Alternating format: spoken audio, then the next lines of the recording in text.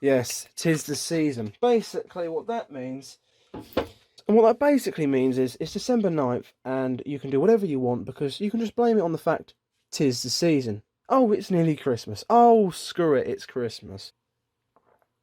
Even though that's like. Anyhow, calendar. There it is.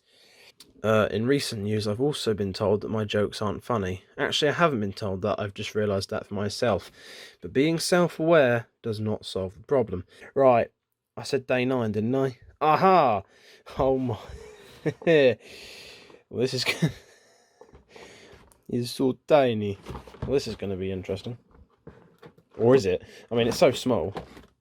I think the interesting thing is how bad this is going to be. What? How bad could it be?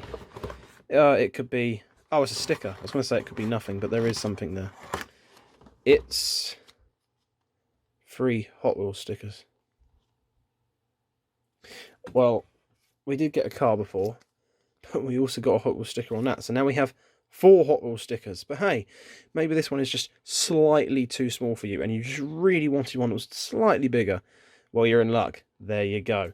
So there we are. Another set of stickers, which I will no doubt probably struggle to find a use for. I mean, I'd like to stick them up on my display there, but nah.